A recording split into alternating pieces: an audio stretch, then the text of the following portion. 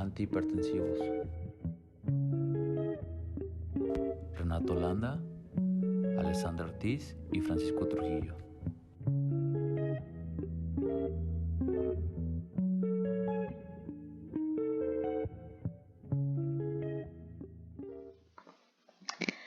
Bueno, pues a manera de introducción vamos a decir que, pues, como ya sabemos, el corazón va a bombear sangre a través de las arterias con el objetivo de proporcionar oxígeno y nutrientes a todo el cuerpo. Entonces aquí vamos a tener como el primer concepto importante, que es el de la presión arterial. La presión arterial va a ser la fuerza que ejerce el corazón contra las paredes de las arterias al ser bombeado. Una vez que el oxígeno fue distribuido a todo el cuerpo, va a volver al corazón a través de las venas.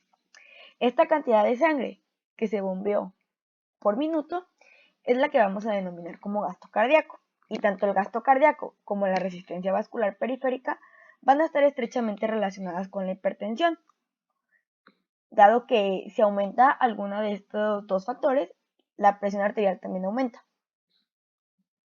Como sabemos, la presión arterial se va a medir con ayuda de un baumanómetro. Este baumanómetro nos va a proporcionar dos números. El primero va a ser la presión arterial sistólica, que es la presión arterial que hay en las arterias, perdón, es la presión que hay en las arterias pues durante la contracción de los ventrículos.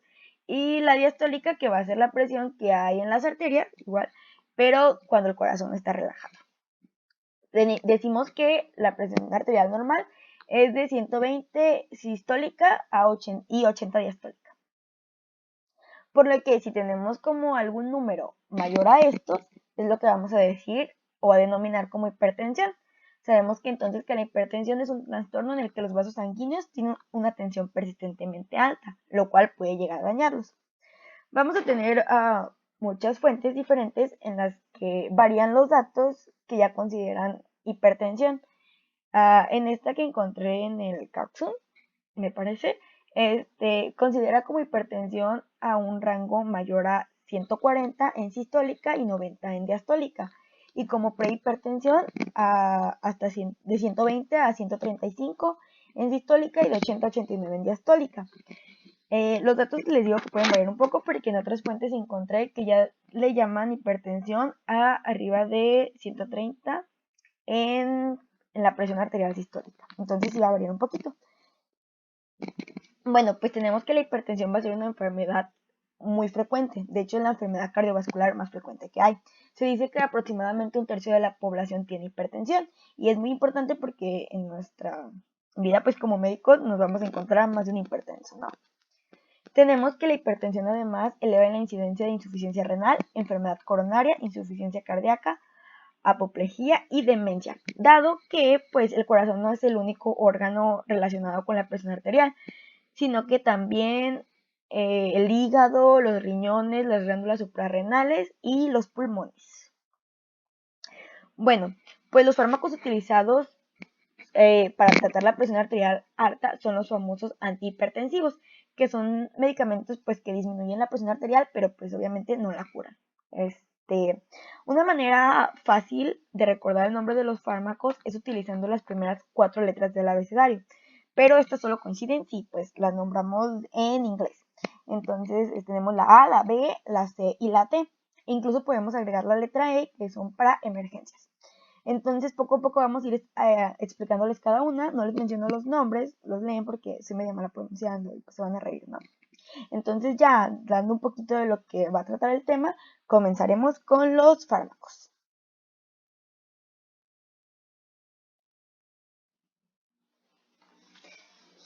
Bueno, pues comenzaremos con la primera familia de fármacos, que van a ser los fármacos que interfieren en el sistema renina-angiotensina o los inhibidores de la angiotensina.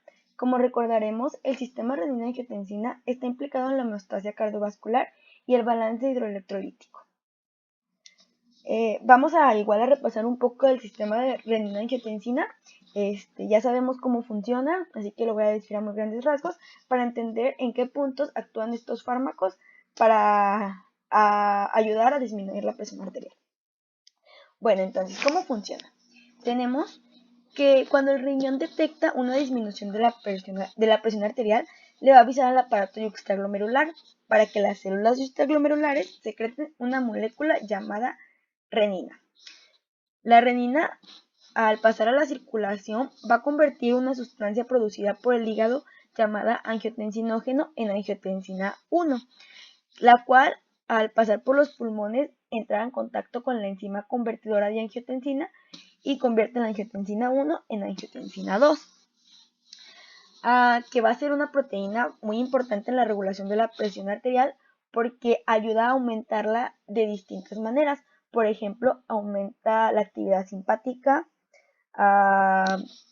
aumenta la secreción de la hormona aldosterona, también va a producir vasoconstricción y algunos otros ejemplos que nos van a ayudar pues a sobre todo aumentar la presión arterial, porque es lo que pretende pues este sistema, ¿no?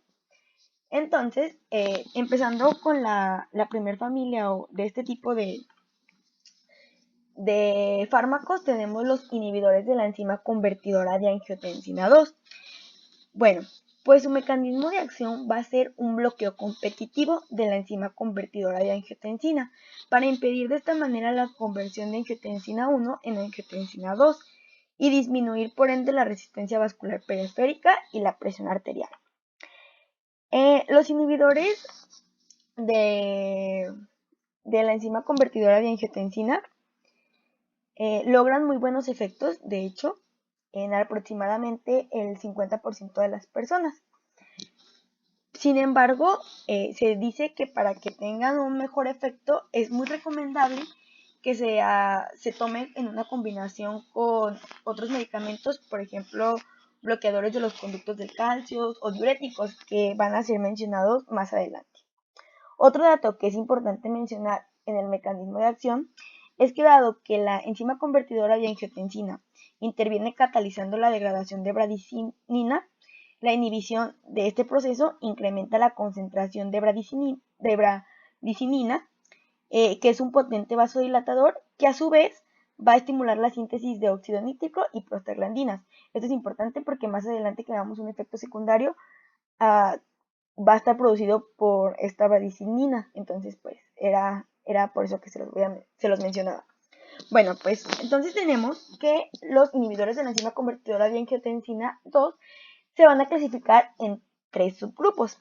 Los primeros son los fármacos que contienen sulfidrilo y tienen una relación estructural con el captoprilo.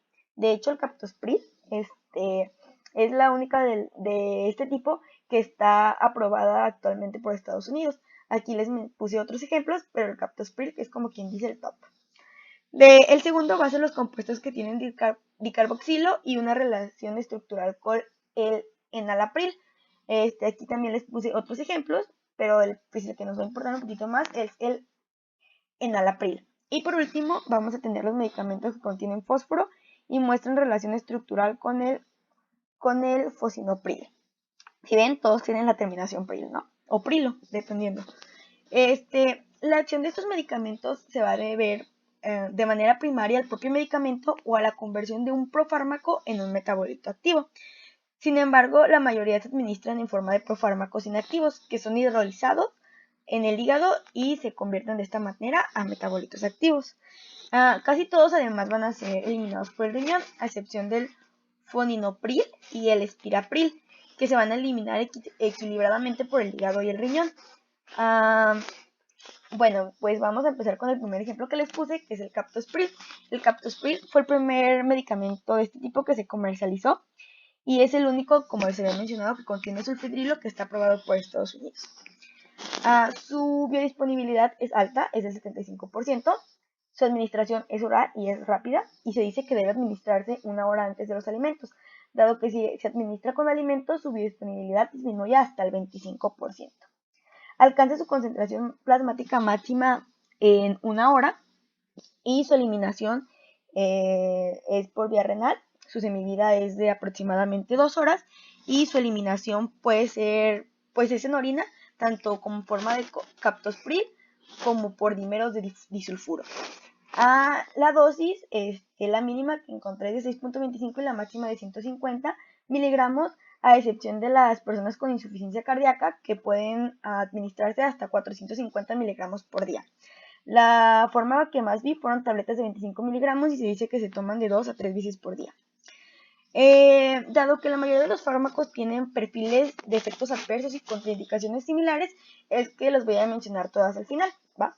Entonces, el segundo fármaco es el enalapril.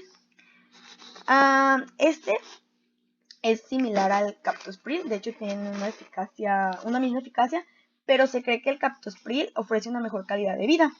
Entonces, pues por eso se recomienda un poco más, dado que los pacientes que son hipertensos, pues es una enfermedad crónica y probablemente se estén tomando medicamentos toda la vida, pues es importante tener este factor, ¿no? Entonces, bueno, el enalapril es un medicamento que va a ser administrado pues por vía oral, va a ser rápido. No importa si es administrado junto con alimentos, su biodisponibilidad es de aproximadamente el 60%. Y es un fármaco también aprobado por Estados Unidos y pues realmente es un profármaco que va a sufrir hidrólisis en el hígado para producir el ácido dicarboxílico, que va a ser la manera activa, y va a ser el enalaprilato. Entonces, tenemos que va a tener una semivida de aproximadamente 11 horas y que casi todo se va a eliminar por los riñones, tanto de forma normal, que es enalapril, o de forma activa como en enalaprilato. Entonces, aquí les puse otro ejemplo, este es enalaprilato directo, que es de manera intravenosa, es administrado por vía intravenosa. Se dice que va desde dosis de 0.625 hasta 1.25 miligramos y se repite aproximadamente cada 6 horas. Este se caracteriza por como efectos adversos, tiene sobre todo dolor de cabeza y náuseas. Entonces, ya continuando ahora sí con los efectos secundarios o la toxicidad, el más común es la tos seca. La tos seca se presenta en aproximadamente del 5 al 20% de los pacientes y llega a ser muy molesta. Incluso presenta sibilancias y angioedema. Se dice que la tos se produce por la acumulación de bradicinina, sustancia P o prostaglandinas en los pulmones, por lo que se recomienda la administración de otras sustancias como el acetilsalicílico para disminuir la tos, que en ocasiones pues la verdad sí llega a ser muy molesta. Se decía que también se puede recurrir a administrarse dosis más bajas para disminuir la tos y que muchas veces esto pues ayuda mucho. Otro de los efectos que tenemos es la hipotensión. Esta ocurre después de la primera dosis, porque pasa o ocurre una disminución como súper rápida. Entonces, de ser hipertenso se nos va hasta el otro extremo, que es hipotenso, ¿no? Es importante con este efecto secundario en pacientes que tengan hiponatremia o insuficiencia cardíaca congestiva. También tenemos que puede ocasionar hiperpotasemia en personas con insuficiencia renal o que estén tomando diuréticos, ahorradores de potasio o antiinflamatorios no esteroideos. También nos puede provocar la aparición de insuficiencia renal aguda en sujetos con estenosis bilateral de la arteria renal, pacientes con insuficiencia cardíaca e incluso con aquellos que presenten deshidratación por diarrea o diuréticos.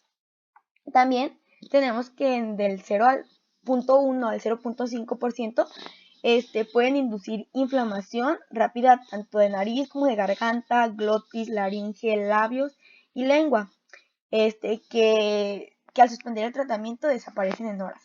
En estos casos se debe proteger mucho las vías respiratorias del enfermo y de ser necesario se debe aplicar algún antihistamínico, glucocorticoide o incluso adrenalina. Se dice que este signo es mucho más frecuente en pacientes de raza negra que en los de raza blanca.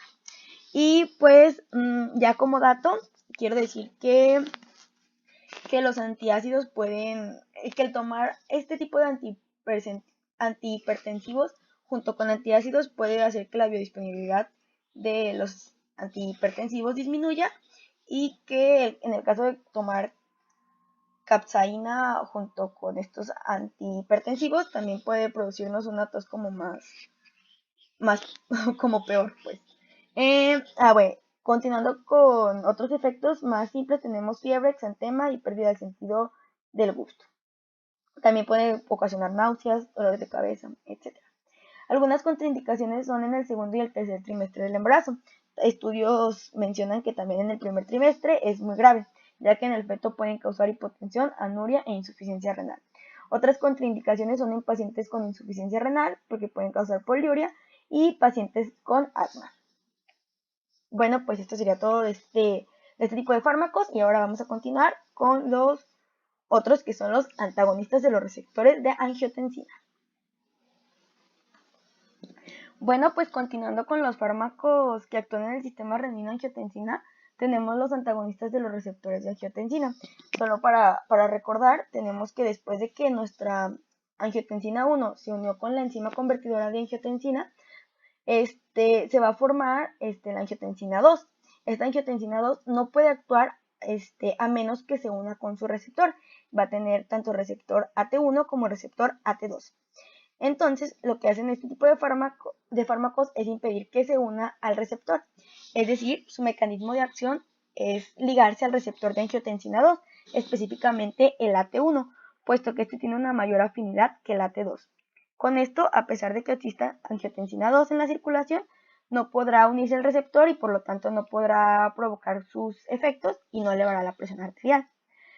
Se dice que es una unión competitiva la que se produce aquí, pero que la inhibición es insalvable, dado que es imposible restaurar la acción de la angiotensina 2, así haya muchísima cantidad de ligando de angiotensina que se quiera unir al receptor. Si aquí ya tenemos a nuestro antagonista, ya ella no va a poder entrar y no va a poder, por lo tanto, actuar y ejercer una respuesta. Todos estos fármacos son aquellos que terminan en artan. El más conocido es el losartán. Se caracterizan porque tienen una biodisponibilidad pequeña o poca, a excepción del irbesartán, que es como el que llega a tener una biodisponibilidad mayor. Todos los antagonistas de los receptores de angiotensina están aprobados como tratamiento de la hipertensión, y además el losartán está aprobado para la nefropatía diabética como tratamiento y es bien tolerada también en pacientes con insuficiencia cardíaca. Estos medicamentos suelen ser un poco más caros que los que mencioné anteriormente, que son los inhibidores de la enzima convertidora de angiotensina, por lo cual solo se usan pues cuando no se pueden usar los otros, o bueno, ya por elección, dependiendo también de las condiciones del paciente, elegimos cuál es el mejor para él, ¿no? Que se adapte a sus condiciones. Entonces, el ejemplo que les puse es el losartán. El losartán, su administración es por vía oral. Tiene una biodisponibilidad, poca biodisponibilidad, como ya les había mencionado, del 50%, pero tiene una gran unión a proteínas, que es de alrededor del 90%. Alcanza su concentración máxima plasmática en aproximadamente 1 a 3 horas. Y tenemos que cerca del 14% se transforma en metabolito ácido 5-carboxílico. Esta es como la forma más potente del fármaco que actúa como antagonista de este receptor AT1 que ya les había mencionado. El metabolismo de losartán, incluyendo su forma activa como la forma inactiva, que son los metabolitos inactivos, está dada por el citocromo P450 en el hígado, y su eliminación igual es por medio de los riñones y por medio del hígado mediante la excreción biliar, pues se dice que la dosis más o menos es de 1 a 2 veces y es desde 25 hasta 100 miligramos. Ya continuando con los efectos secundarios, si ven, son muy similares a los pasados. Causan hipotensión, hiperpotasemia, insuficiencia renal aguda, pero a diferencia que estos no causan ni tos seca ni angioedema o angioedema en muy poco porcentaje. Causan náuseas, cefaleas, vómito y diarrea, y pues ya como contraindicaciones tenemos que igual que en el pasado está prohibido en el segundo y tercer trimestre del embarazo, incluso también en el primero, porque está comprobado que son teratogénicos. Tampoco se debe dar en pacientes con estenosis bilateral de la arteria renal porque pueden producir insuficiencia renal aguda, oliguria o hiperazoemia, y tampoco se debe dar en pacientes con insuficiencia renal. Entonces, pues esto sería todo. de estos fármacos. Gracias. Bueno, pues me presento, soy Renato y bueno, yo les voy a hablar de los antagonistas de los conductos del calcio. Y bueno, una breve introducción, eh, pues tienen diferentes características y bueno, se conocen tres tipos diferentes de canales de calcio, pero todos los medicamentos del grupo actúan sobre el mismo canal. Pues son inhibidores muy selectivos, ya que interfieren en los canales lentos del calcio a dosis que no tienen efecto en los canales rápidos de sodio. Eh, pues su especificidad hacia ciertos tejidos y un tipo de canal implica menos efectos secundarios de lo que se podía esperar en un inhibidor del transporte de ion de calcio. Pues bueno, prácticamente pues son más eficaces, son exactamente muy precisos y pues van destinado prácticamente, su uso principal es en el tratamiento de angina de pecho, hipertensión y algunas pues, arritmias cardíacas.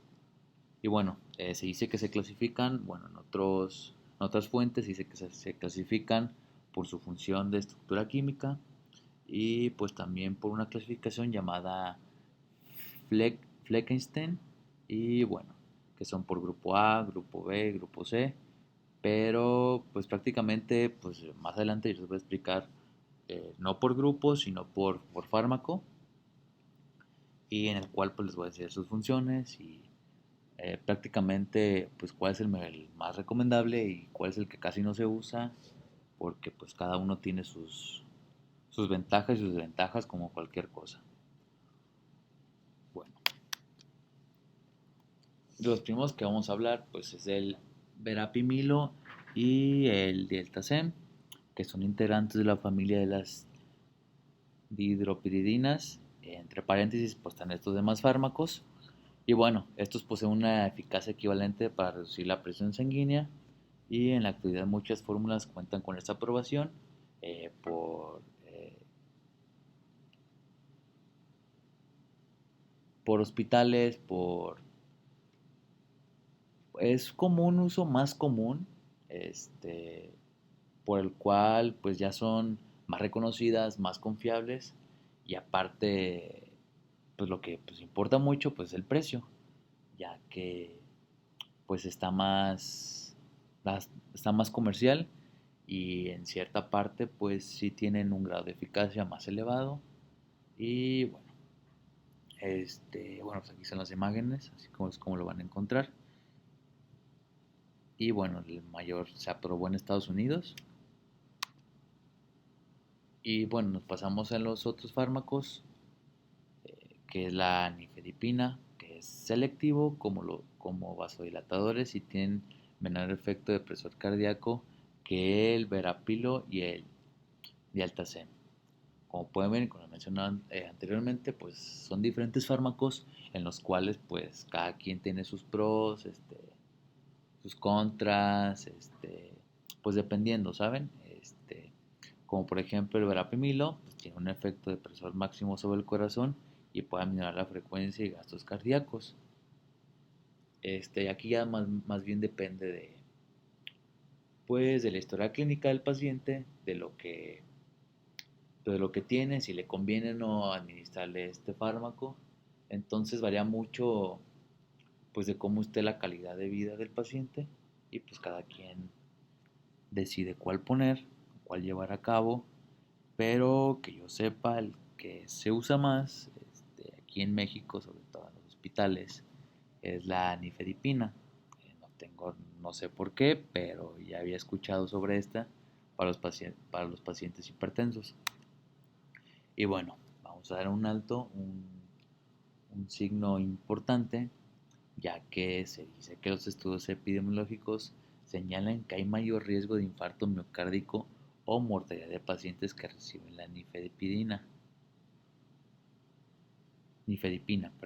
para hipertensión, por lo que se recomienda no usar dihidropiridinas orales de acción breve en dicho trastorno.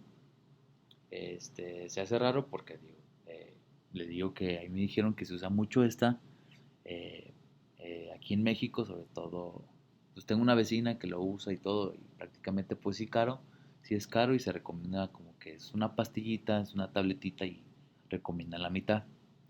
Pero bueno, es otro tema. Y bueno, así que se recomienda que los antagonistas del calcio de liberación sostenida o aquellos con semivías prolongadas proveen un control constante de la presión sanguínea y son más apropiados para el tratamiento de la hipertensión crónica. Pues, como les dije, tienen diferentes características que pues sí los distinguen de uno al otro. Y bueno, aquí nos vamos a pasar con la nicardipina y la clevidipina, que estas son intravenosas y están disponibles para el tratamiento de la hipertensión cuando no es factible el tratamiento oral. Como sabemos, pues hay mucha gente que pues no le hace pues, un fármaco por vía oral, por lo cual pues se recomienda que sea intravenosa, igual de que pues tiene un mejor efecto, mayor eficacia y aparte una de las más importantes aquí es la clidipina, que tiene un rápido inicio de acción y se utiliza en la hipertensión aguda que se presenta durante la intervención quirúrgica. Y prácticamente es como un agua milagrosa que cuando ya vemos que se nos está yendo el paciente, pues prácticamente es inyectar este fármaco que nos va a servir de mucho. Pero eso sí, se me olvidó ponerle aquí los costos, pero sí son fármacos muy costosos, los cuales pues, no muchos hospitales pues, no cuentan con ellos, sobre todo públicos, y pues los privados, pues la mayoría sí tiene, pero pues es muy difícil. Y bueno,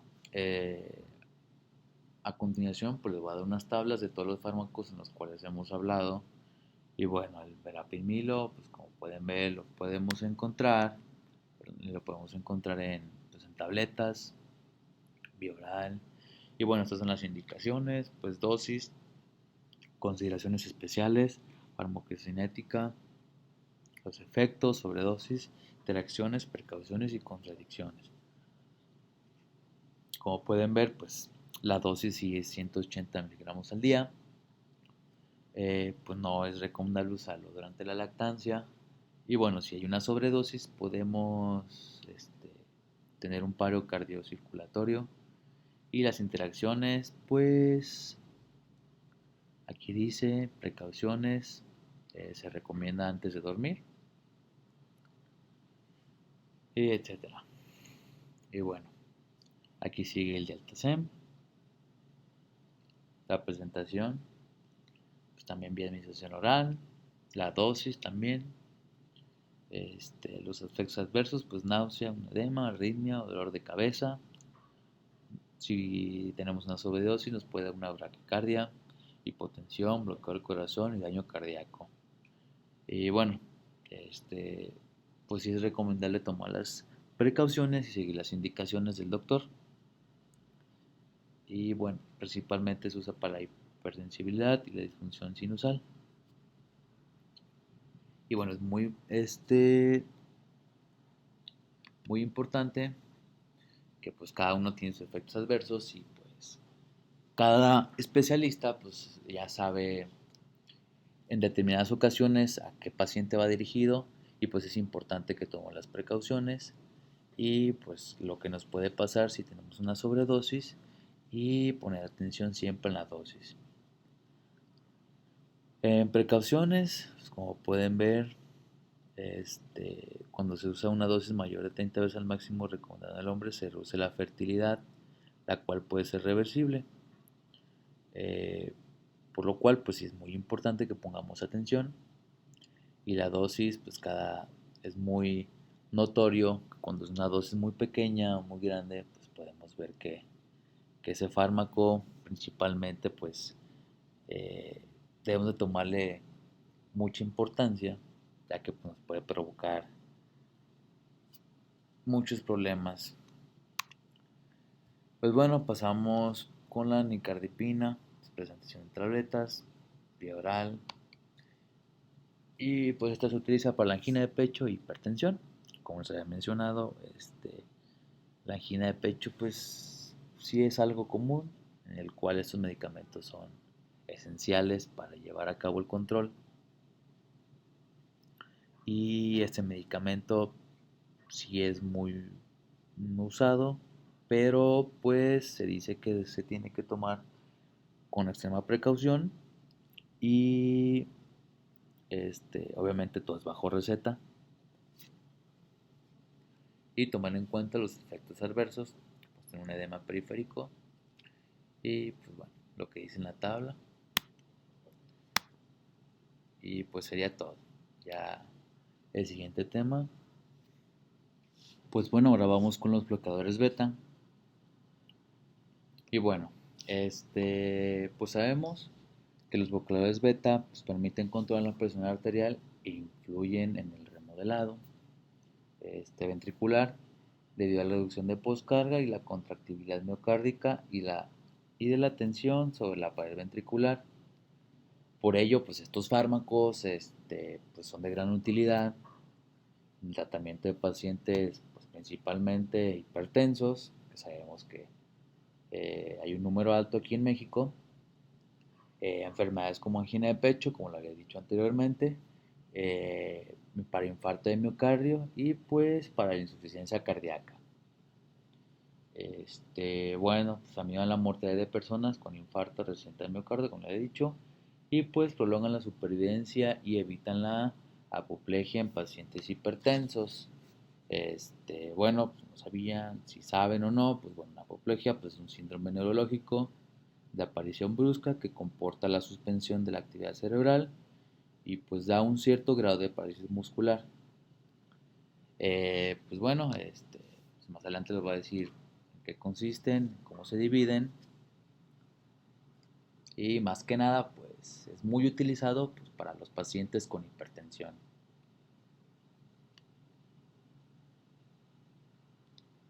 Pues bueno, las acciones farmacológicas de los beta bloqueadores, pues en esta fuente en la que tomé esta información, pues no viene tan detallada, no viene en cierta parte, perdón, en las demás fuentes no viene tan bien explicado, pero bueno, las acciones pues, de este fármaco, que son los beta bloqueadores, vamos a tener acciones cardíacas y acciones antihipertensivas.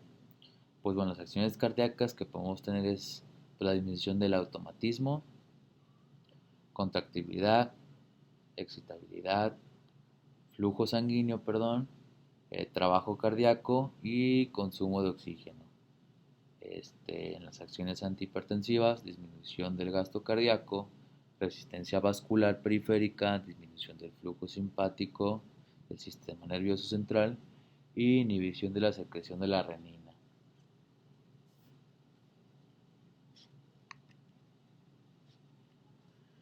Y bueno, aquí como acciones respiratorias y acciones metabólicas, las acciones respiratorias pues es un aumento de resistencia vial aéreas, broncoconstrucción, grabación asma bronquial y pues una grabación de POC.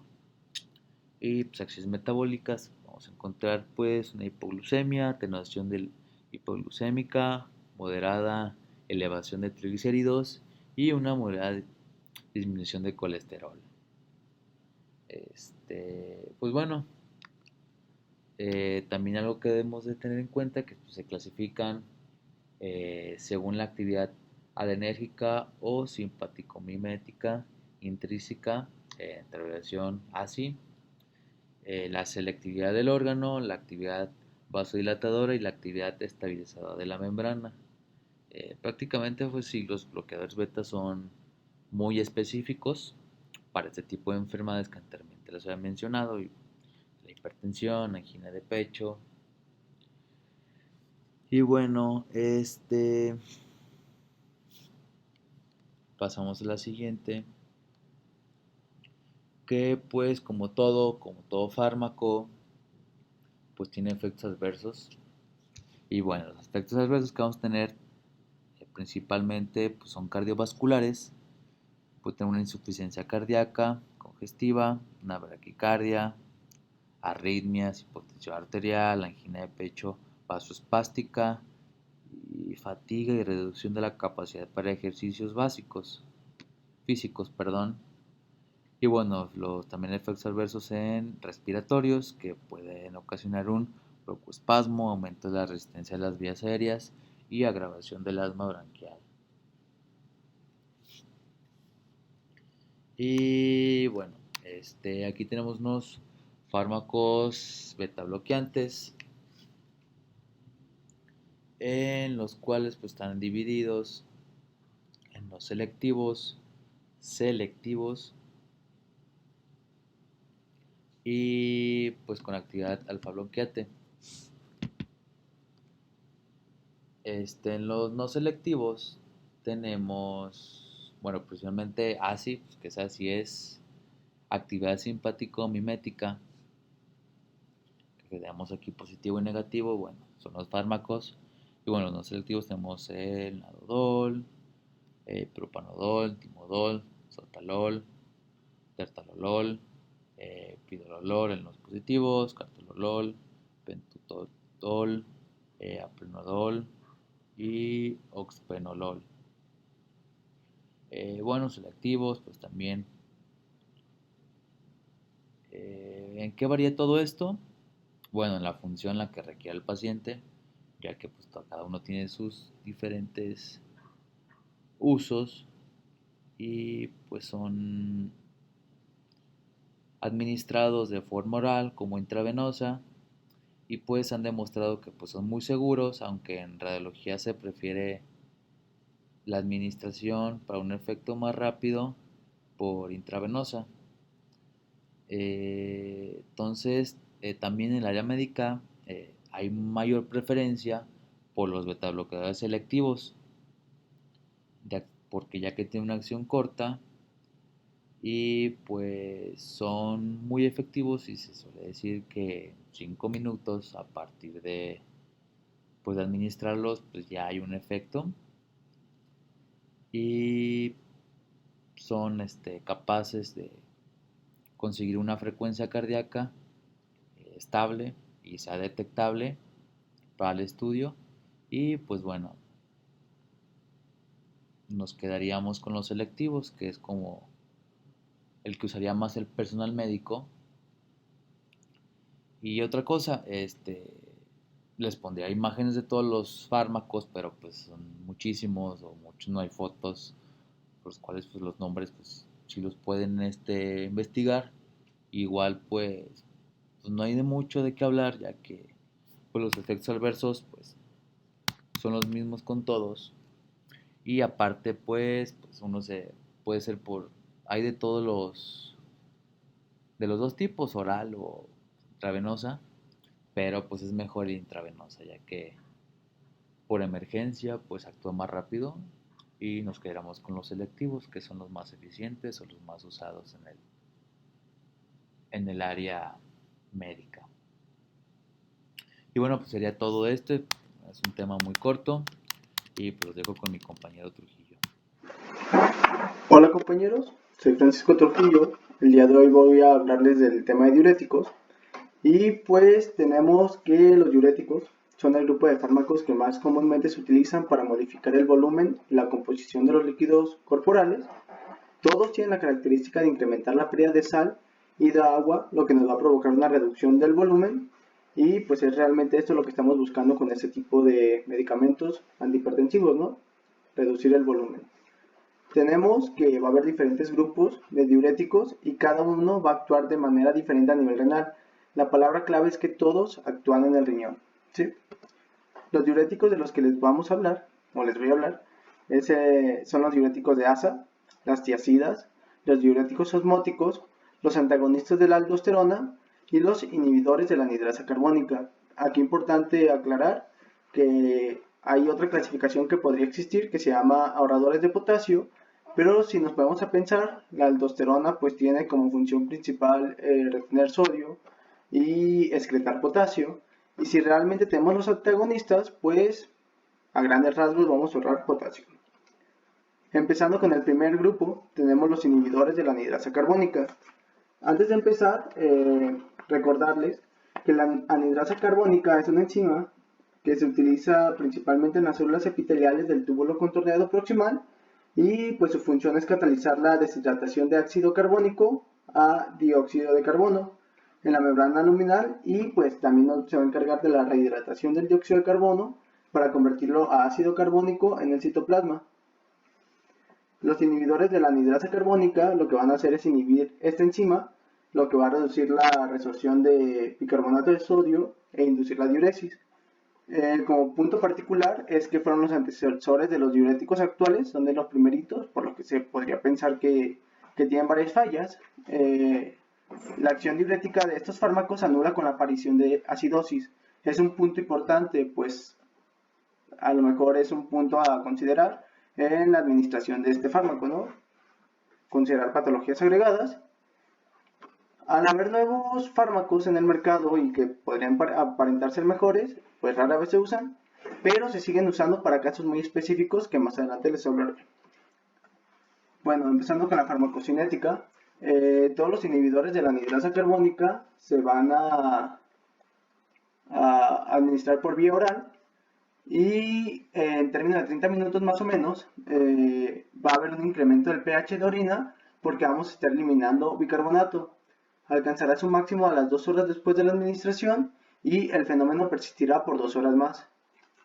Punto importante a destacar es que se excreta en el segmento S2 del túbulo proximal y por esto es necesario analizar la función renal porque en caso de alguna disfunción renal se tendría que disminuir la dosis. Tenemos que es farmacodinamia. Pues vamos a empezar con una inhibición de la anhidrasa carbónica, lo que va a deprimir profundamente la resorción de bicarbonato en el túbulo contorneado proximal, pero tenemos que parte del bicarbonato se absorbe en otros sitios del riñón, de la nefrona más específicamente, que no dependen de la anhidrasa carbónica, por lo que aún en dosis máximas solo se podría inhibir la resorción del 45% de bicarbonato. Aún así, pues 45% es bastante porque imagínense qué haríamos sin 45% de bicarbonato, además de acidosis, ¿no? Pues tenemos que la disminución del nivel de bicarbonato en el filtrado glomerular, posteriormente vamos a tener una disminución del nivel de bicarbonato en el filtrado glomerular, para finalmente pues incluso llegar al agotamiento del bicarbonato, pero aquí es donde viene la parte interesante. Cuando se empieza a agotar el bicarbonato, va a empezar a haber una mayor resorción de cloruro de sodio por el resto de la nefrona. Estamos diciendo, pues si estoy perdiendo bicarbonato para perder volumen y sal hasta cierto punto, para perder volumen más que nada, y estoy ganando cloruro de sodio, que es cloro y sal, pues a final de cuentas no es muy eficaz, ¿no? Entonces por eso tenemos que la eficacia va a disminuir considerablemente cuando lleguemos a una dosis prolongada, porque va a haber un agotamiento del bicarbonato y se va a empezar a resorber cloruro de sodio y pues a final de cuentas la hipertensión arterial pues no se va a controlar de manera adecuada. Y pues como anteriormente les había comentado, hay algunas indicaciones clínicas en las que el uso de inhibidores de la anhidrasa carbónica se sigue recomendando, como lo podrían ser el glaucoma, la alcalinización urinaria y la alcalosis metabólica. Tenemos que en el caso del glaucoma se utilizan inhibidores de la anhidrasa carbónica, pues estos lo que nos van a provocar es una disminución de la producción del humor acuoso, lo que nos va a tener como consecuencia una disminución de la presión intraocular y por lo tanto pues una mejora del glaucoma. En el caso de la alcalinización urinaria, hay dos principales compuestos en los que se considera la alcalinización urinaria, como lo podría ser en el caso de cistinuria y de excreción excesiva de ácido úrico. Esto, ¿por qué se recomiendan los inhibidores de la anhidrasa carbónica? Porque tenemos que tanto la cistina como el ácido úrico son relativamente insolubles en pHs ácidos, o sea, en pHs bajos.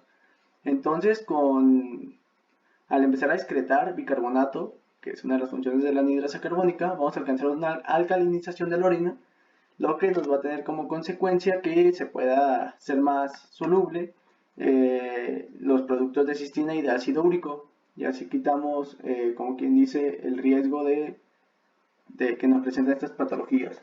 Pero aquí viene la parte importante. En caso de un tratamiento prolongado, se tiene que administrar bicarbonato y se debe de estar constantemente checando el pH porque ahora tenemos la parte opuesta, una sobrealcalinización, si se pudiera llamar así, de la orina, podría traer como consecuencia la formación de cálculos renales de calcio. Aquí la alcalosis metabólica también nos podría brincar un poco, porque sabemos que normalmente se tendría que tratar con la corrección del potasio corporal total, del volumen intravascular y de las concentraciones de los mineralocorticoides. Pero solo cuando la alcalosis se debe al uso excesivo de diuréticos en pacientes con insuficiencia cardíaca grave, se contraindica el reemplazo del volumen intravascular, pues podría empeorar el caso. Y pues en estos pacientes se receta un inhibidor de la anhidrasa carbónica, que es como el prototípico, que se llama acetazolamida. Y esto nos va a ayudar a la alcalosis y además nos va a tener el plus de inducir una ligera diuresis para mejorar la sobrecarga de volumen.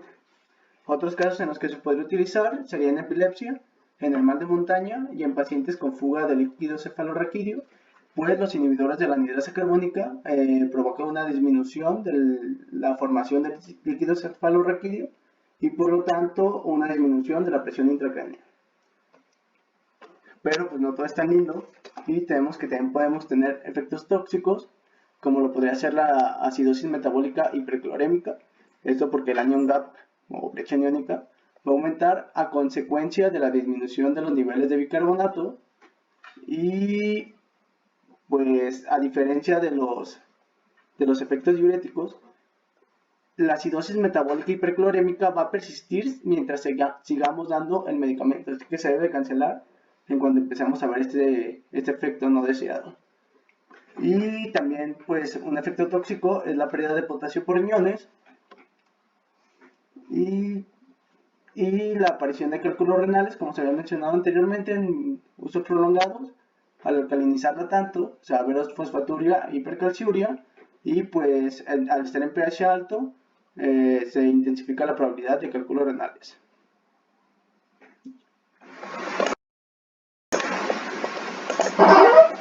Ahora ya pasando a la siguiente categoría de diuréticos, tenemos los diuréticos de asa, que como generalidades tenemos que van a inhibir de manera selectiva la resorción de cloruro de sodio en la rama ascendente gruesa del asa de Henle.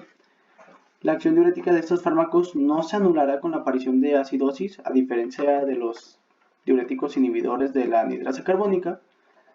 El CAT-ZUM los maneja como los diuréticos más potentes, esto debido a la sustancia que resorben y que inhiben la resorción y el lugar donde actúan, debido a que en la rama ascendente gruesa es donde hay una mayor resorción de cloruro de sodio, según CAT-ZUM. Tenemos que, por su parte, Flores dice que son de acción breve y que por esto no son antihipertensores tan eficaces. Aquí tenemos como una gran diferencia, ¿no? La potencia contra la eficacia. Como farmacocinética, tenemos que se van a absorber con rapidez después de 2 a 3 horas, después de su administración vía oral, y que el riñón los va a eliminar por filtración glomerular y secreción tubular. Y la semivida dependerá de la función renal, por lo que es un tema a considerar cuando pensamos administrar un fármaco de este tipo de categoría, ¿no? También tenemos que aquí hacer un pequeño paréntesis en hablar de los fármacos prototípicos de esta categoría, los cuales son la furosemida y el ácido etaclínico. Esto debido a que vamos a tener diferencias específicas según el medicamento que estemos administrando. Por su parte, la furosemida tiene una absorción entre 2 a 3 horas después de su administración vía oral y su duración del efecto va a ser de 2 a 3 horas. La semivida va a depender de la función renal y pues la biodisponibilidad de la furosemida es variable. Tenemos un fármaco que es como la versión mejorada, por decirlo así, de la furosemida, el cual es el torsemida, que después de su administración también es oral. Solo tiene que pasar 1 hora para su absorción completa y es tan completa que incluso la comparan con la absorción que tendría un fármaco a nivel parenteral, intravenoso en específico. La duración del efecto de la torsemida es de 4 a 6 horas, el doble de la furosemida, y la biodisponibilidad de la torsemida es más consistente. Los fármacos de esta categoría actúan en la cara luminal del túbulo y por esto su actividad diurética guarda relación con la secreción por parte del túbulo proximal.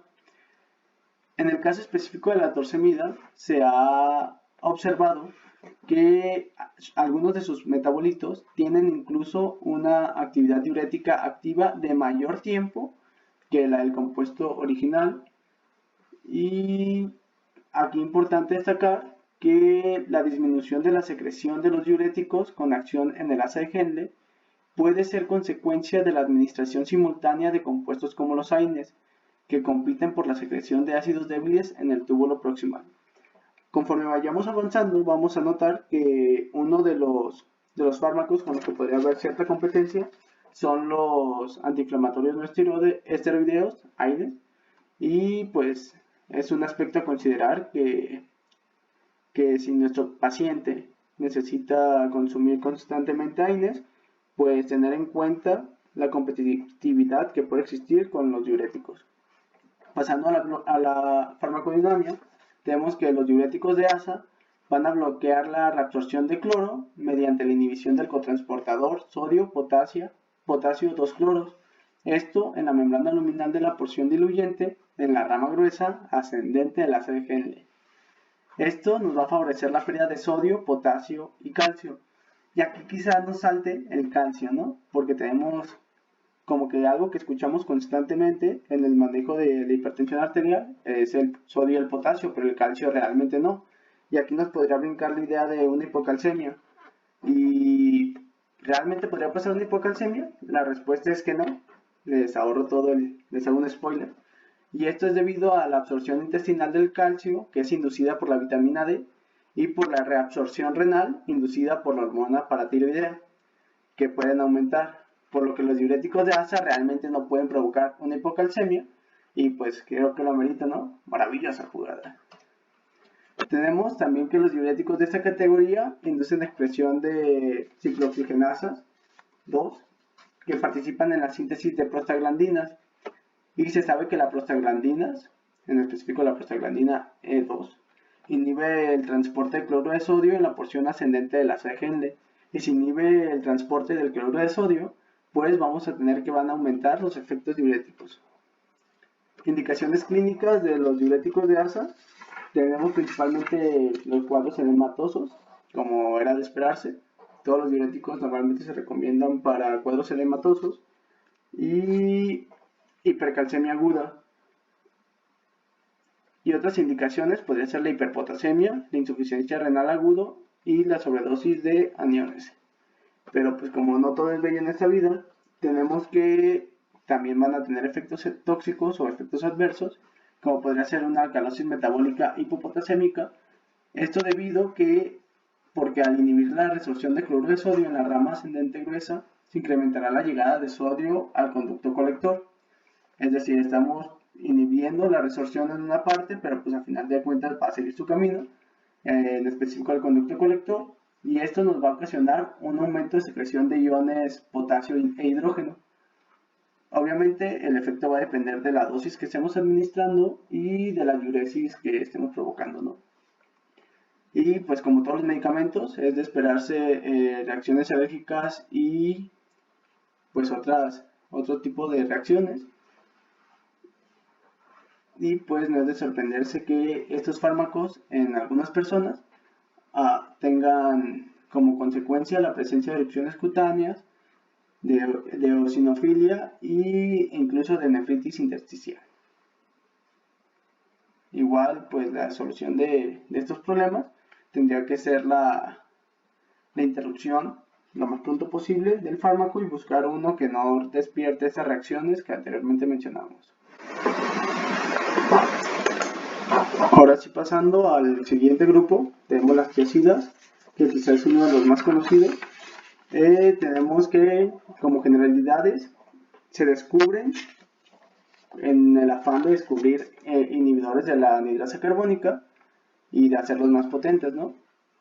Y posteriormente, ya que se empezaron a hacer más estudios, se descubre que realmente no inhiben el transporte del bicarbonato de sodio, sino del cloruro de sodio, y a diferencia de los anteriores, Su acción va a tener lugar predominantemente en el túbulo contorneado distal y pues no puedes negar tu origen, ¿no? Debes de conocer tus raíces y tus raíces se quedan. Te puedes ir del barrio, pero el barrio se queda en ti. Algunos medicamentos de este grupo pues aún conservan la actividad de inhibición de la anhidrasa carbónica. El fármaco prototípico de este grupo corresponde a la hidroclorotiazida. ¿Quién lo iba a pensar? Tenemos que todas las tiazidas se pueden administrar por vía oral. Al igual que en el grupo pasado, va a existir diferencias en su metabolismo, por lo que resultaría un poco importante pues destacarlas. Tenemos que los fármacos que pertenecen a este grupo son la clorotiazida, la hidroclorotiazida y la clortalidona. Por su parte, la clorotiazida no es muy soluble en lípidos y debe de administrarse en dosis relativamente altas. Es la única tiazida el único fármaco de este grupo que se puede administrar por vía parenteral. La hidroclorotiazida es la versión 2.0 de la tiazida, como se podría decir. Es mucho más potente y por lo tanto se debe de usar en dosis más bajas. La clortalidona se absorbe en forma más lenta, pero su duración es pues mayor. Y tenemos una, la cual es la indapamida. Esta se excreta de manera predominantemente por el sistema biliar, pero una cantidad considerable pues se elimina por el riñón y así ejerce su efecto diurético en el túbulo contorneado distal. Tenemos que todas las tiazidas se van a secretar por el sistema de secreción de ácidos orgánicos en el túbulo proximal y van a establecer competencia por la secreción de ácido úrico en este sistema. Vemos que ya es el segundo grupo de diuréticos que les gusta competir, así que son bastante competitivos. Como consecuencia, el consumo de tiazidas puede aminorar por el tema de la competencia la secreción del ácido úrico y así incrementar sus concentraciones en el suero. Ahora la farmacodinámica.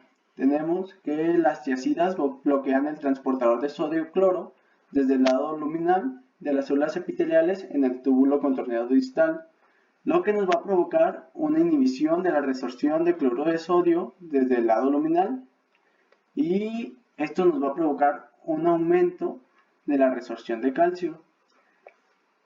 Y aquí es la parte importante porque se piensa que esto tiene como consecuencia dos acciones en dos lugares diferentes, en el túbulo proximal y en el túbulo contorneado distal. Por su parte, en el túbulo contorneado proximal se piensa que se intensifica la resorción de calcio como consecuencia a la disminución del volumen que es inducido por las tiazidas, lo que nos va a causar un incremento en los niveles de sodio y en la resorción pasiva de calcio. Aquí tenemos la clave de por qué hay una resorción de calcio. Por su parte, en el túbulo contorneado distal, la resorción de calcio se piensa que, o se ha demostrado que, viene por una disminución del sodio intracelular, por el bloqueo de la penetración del ion sodio,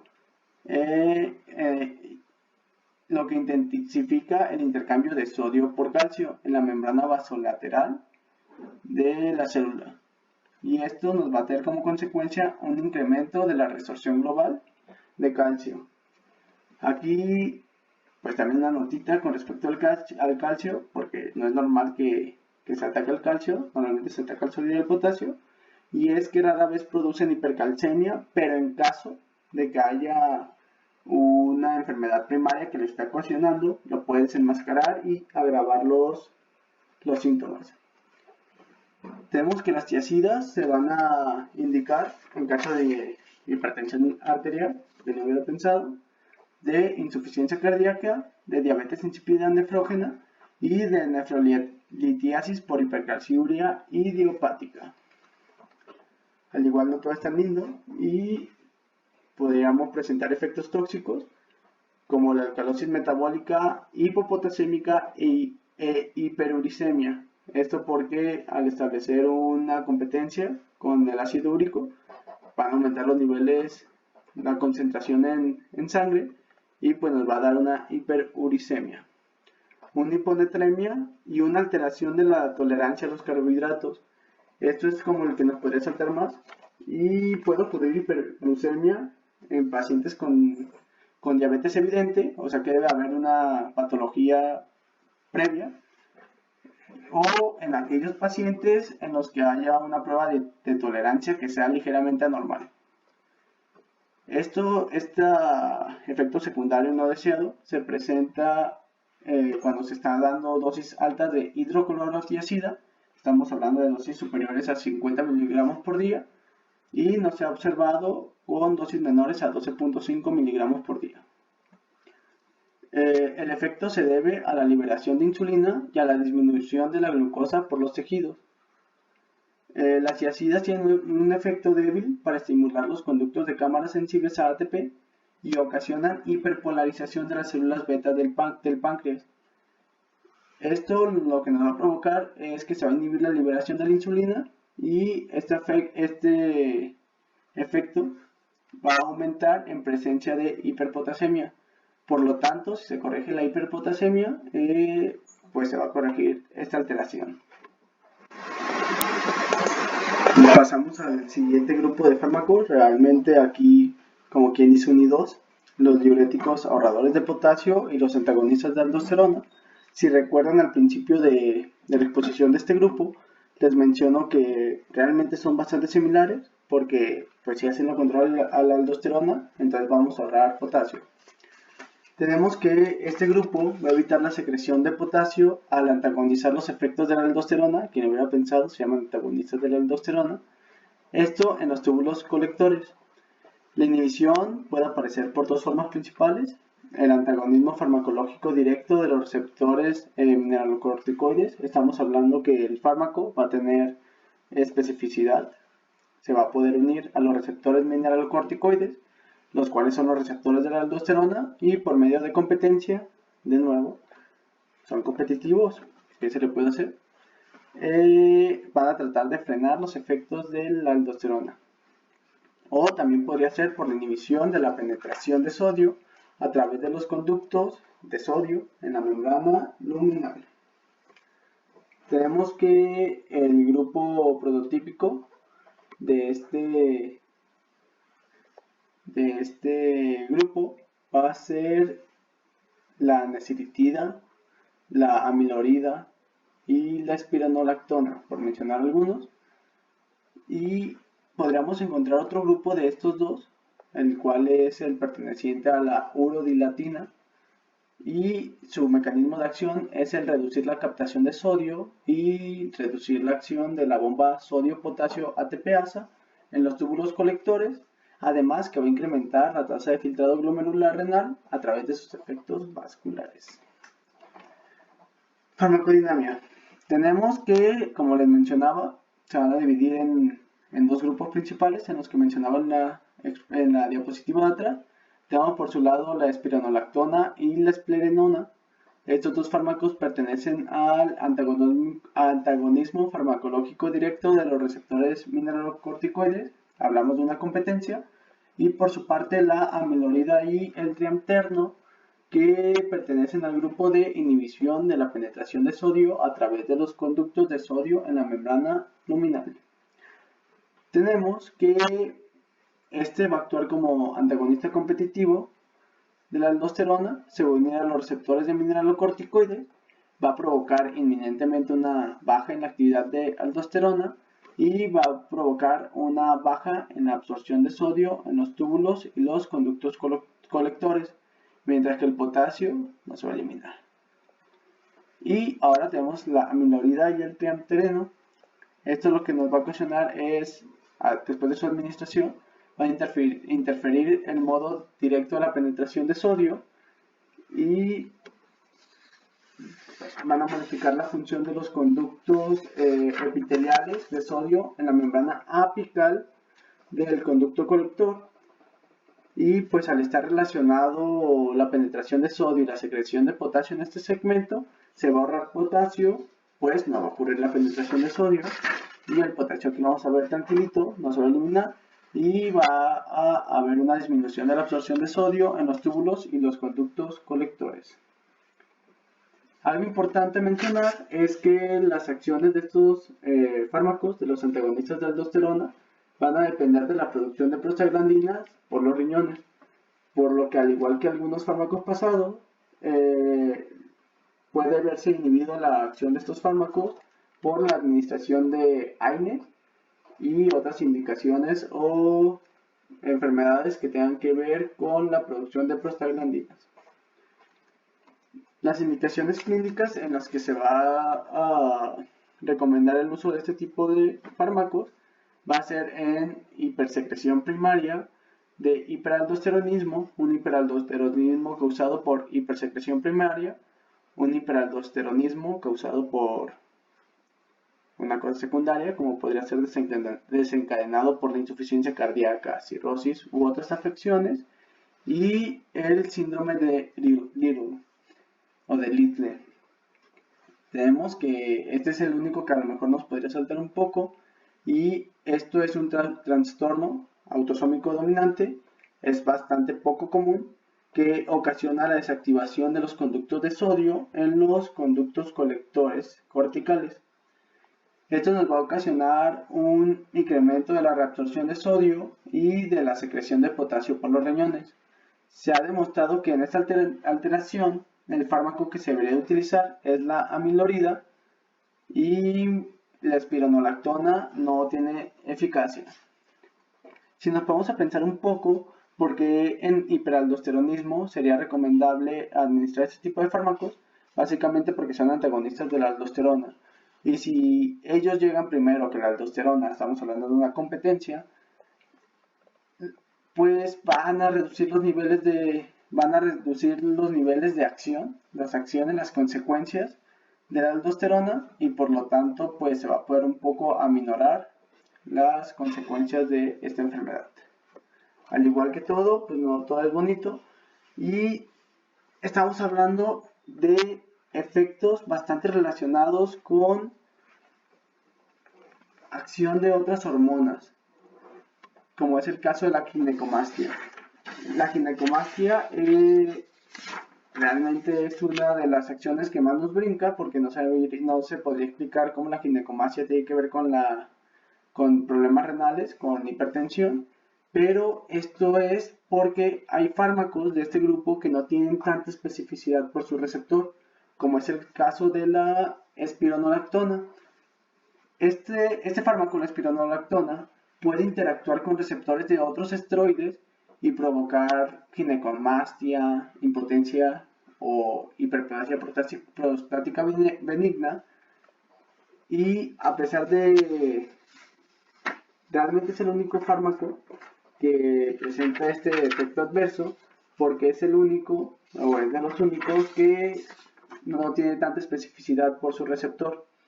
Estamos hablando que pues son pertenecientes al grupo farmacológico de los receptores mineralocorticoides, que es por competencia, y la espironolactona es un esteroide sintético que pues obviamente actúa como antagonista competitivo de la aldosterona, pero no tiene tanta especificidad como su contraparte, la escleronona, la cual tiene más especificidad y realmente tiene menos efectos secundarios relacionados con la unión, con la interacción de receptores esteroideos que no sean de aldosterona. Las contraindicaciones realmente son pocas, tiene que ver pero son graves.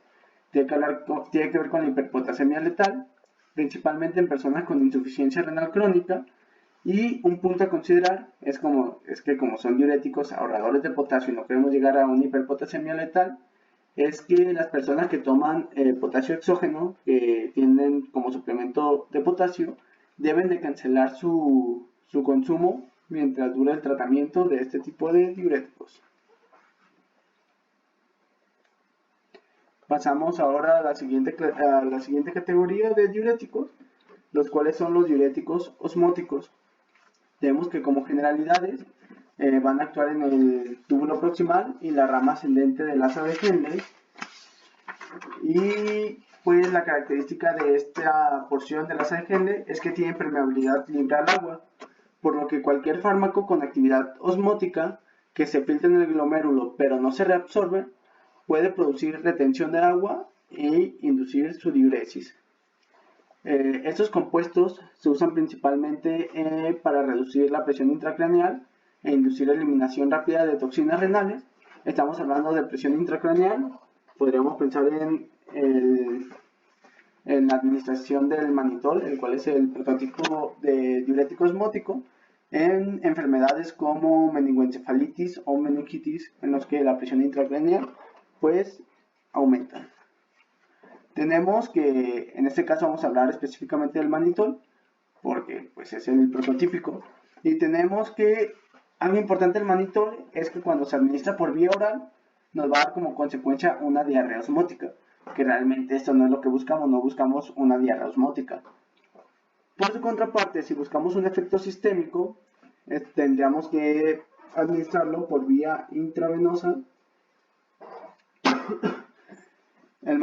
Algo importante destacar es que el manitol no se metaboliza y se excreta por filtración glomerular en 30 a 60 minutos. No hay resorción ni secreciones tubulares que sean considerables. Como les mencionaba, este tipo de diuréticos, en especial el manitol, va a actuar en el túbulo contorneado proximal y la porción descendente del asa de Henle. Su función se podría comparar con la antagonización de la ADH en el túbulo colector. La presencia de un soluto no resorbible, como lo podría ser el manitol, impide la absorción normal de agua al interponer una fuerza osmótica contraria y como consecuencia aumentaría el volumen de la orina. Al aumentar el volumen de la orina, nos va a provocar que disminuya el tiempo de contacto del epitelio con del líquido con el epitelio tubular. Estamos viendo que el contacto pasó de ser normal a ser chiquito. Y esto nos va a provocar una disminución en la resorción de sodio y agua. La natriuresis va a resultar de menor magnitud que la diuresis hídrica, la cual va a ser considerable. Y al final van a surgir pérdidas hídricas e hipernatremias excesivas. ¿Cuándo se recomienda aplicar diuréticos osmóticos? Cuando sea necesario reducir la presión intracraneal o intraocular, ya sea en enfermedades neurológicas o en enfermedades oftalmológicas. Algo importante de la administración del manitol o de diuréticos osmóticos es que se debe de estar vigilando constantemente la presión intracraneal y se espera que disminuya a niveles normales en 60 o 90 minutos posterior a su administración, a la administración de diuréticos osmóticos.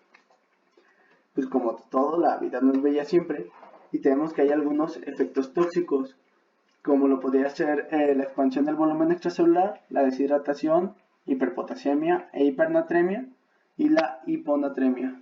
Tenemos que el uso excesivo de manitol, si no se está reponiendo de manera adecuada los niveles de agua, va a culminar en deshidratación profunda por pérdida de agua e hipernatremia. Esto va a ser porque al ser extraída el agua de las células va a aumentar la concentración de potasios en el interior de ellas. Estamos hablando de la hiperpotasemia, lo cual va a producir pérdidas celulares e hiperpotasemia. Ahora hablando de la hiponatremia, que realmente son conceptos completamente diferentes, son opuestos. La hiponatremia va a aparecer cuando se usa en pacientes con daño renal grave. El manitol parenteral no va a poder excretarse y va a quedar retenido en sangre. Esto va a producir que por medio de fuerzas osmóticas, por su actividad osmótica, va a empezar a jalar agua intracelular y al ser espacio extracelular, que es donde va a estar el manitol, y pues por efecto de disolución va a disminuir la cantidad de sodio en la sangre y como consecuencia hiponatremia.